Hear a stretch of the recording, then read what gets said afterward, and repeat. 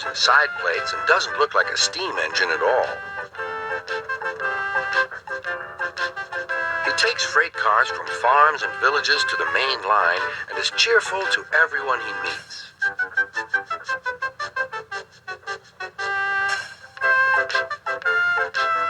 He has a coach called Henrietta who has seen better days. "It's not fair at all," she grumbles, remembering that she used to be full and 9 cars would rattle behind her.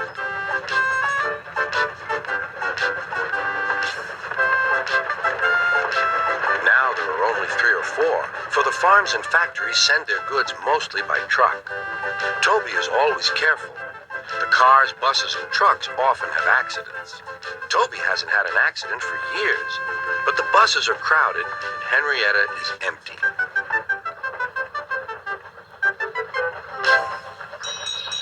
A lady and a stout gentleman stood on Toby's platform. He was, of course, Sir Topham Hatt, but Toby didn't know this yet. "Come on, grandfather," cried the children. "Do look at this engine." "That's a tram engine, Stephen," said Sir Topham Hatt. "Is it electric?" asked Bridget. "Whoosh!" hissed Toby. "Shh," said her brother. "You've offended him." "But trams are electric, aren't they?" "They are mostly, but this is a steam tram." "May we go in it, grandfather, please?"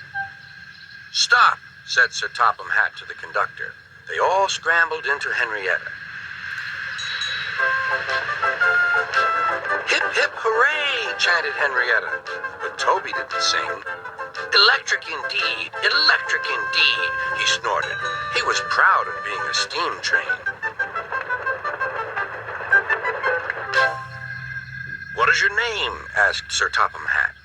"Toby, sir." "Thank you, Toby, for a very nice ride." "Thank you, sir," said Toby. He felt better now. This gentleman, he thought, is a gentleman who knows how to speak to engines. The children came every day for 2 weeks. Sometimes they rode with the conductor, sometimes in empty cars. On the last day of all, the driver invited them into his cab. All were sorry when they had to go away. And Sir Topham Hatt and his family thanked everyone. "Come again soon," replied Toby. We will," called the children. And they waved till Toby was out of sight. The months passed. Toby had few cars and fewer passengers. "Our last day, Toby," said his driver one morning. "The manager says we must close tomorrow."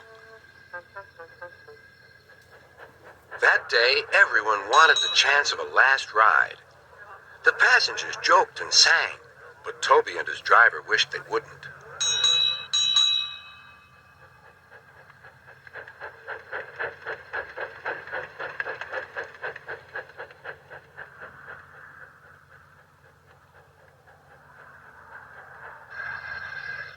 "Goodbye, Toby," said the passengers afterwards. "We're sorry your line is closing down." "So am I," said Toby. Nobody wants me, Toby thought, and went unhappily to sleep. Next morning, the shed was flung open, and old Toby woke with a start to see his driver waving a piece of paper at him.